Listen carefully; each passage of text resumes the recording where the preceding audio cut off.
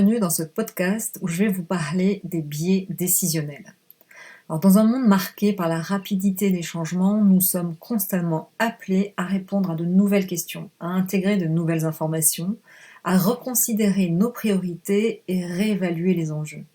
Ce n'est pas simple et nous n'y parvenons pas toujours de façon immédiate. Il nous faut du temps pour intégrer tous ces changements, alors que du temps, nous n'en avons pas forcément. Alors face à ces situations, nous avons tous tendance, de façon inconsciente, à simplifier notre façon de penser pour pouvoir prendre des décisions rapidement. Un biais cognitif est un mécanisme de la pensée qui va causer une déviation du jugement. Le terme biais fait référence à une déviation systématique par rapport à la réalité. Alors ce concept a été introduit au début des années 70 par les psychologues Kahneman et Tversky pour expliquer certaines décisions irrationnelles prises dans le domaine économique. Alors vous avez évidemment probablement déjà entendu parler des biais cognitifs, mais je trouvais important de rappeler qu'en contexte d'incertitude, de changement ou de pression, nous sommes susceptibles d'y être davantage soumis. Car certaines décisions peuvent compromettre non seulement le succès, mais aussi la sécurité des personnes. Alors je vais prendre pour exemple celui de la navette Challenger, c'était en janvier 1986. Avant le lancement, les ingénieurs de la NASA avaient alerté les autorités du problème des joints de la navette qui perdaient leur capacité de flexibilité à une température inférieure à -1 degré Celsius. En Floride, lieu du décollage de la navette, ce type d'événement climatique est exceptionnel. Il arrive moins de 10 fois par siècle. Pourtant, cela s'est produit la veille du lancement, -1 degré Celsius. Les joints ont donc perdu leur efficacité, laissant s'échapper un gaz qui s'est enflammé et a provoqué l'explosion de la navette, tuant les 7 membres de l'équipage.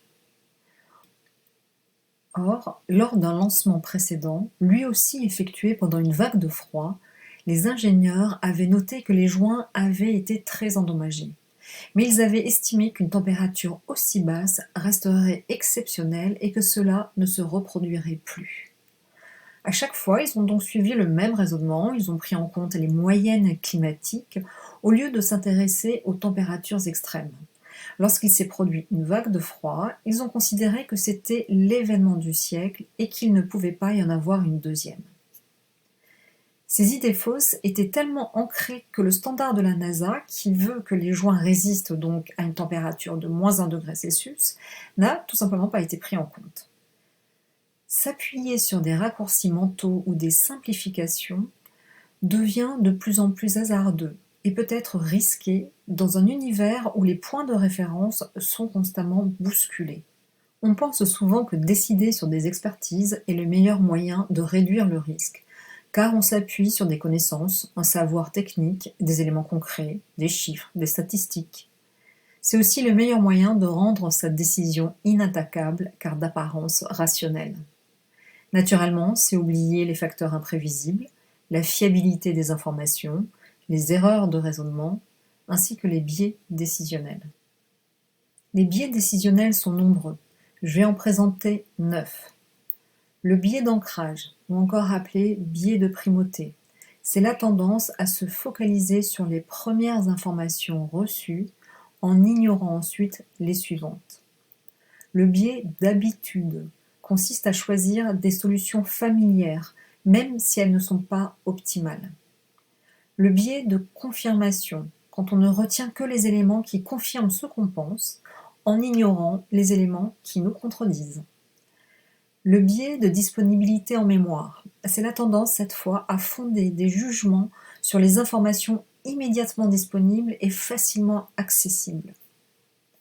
Le biais d'engagement se manifeste dans notre persistance à maintenir notre engagement malgré l'émergence d'informations suggérant qu'il serait plus judicieux d'abandonner.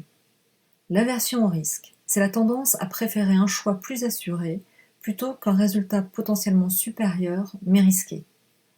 Le biais de surconfiance, c'est la tendance à surestimer son pouvoir, son autorité, son expérience ou son expertise dans une situation donnée.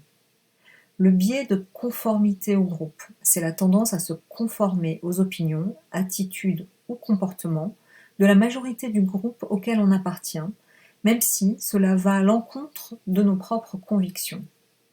Et pour finir, le biais émotionnel. Peur, anxiété, colère, joie, optimisme peuvent affecter notre discernement et donc nos décisions. Vous l'aurez compris, les biais peuvent fausser notre perception et influencer nos choix, souvent à notre insu.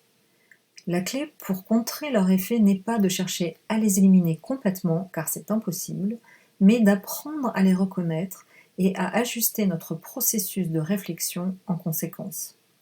En prenant le temps de réfléchir à nos décisions, en questionnant activement nos façons de penser, et surtout en restant ouverts aux analyses des autres, nous pouvons atténuer l'impact de ces biais et prendre des décisions plus éclairées.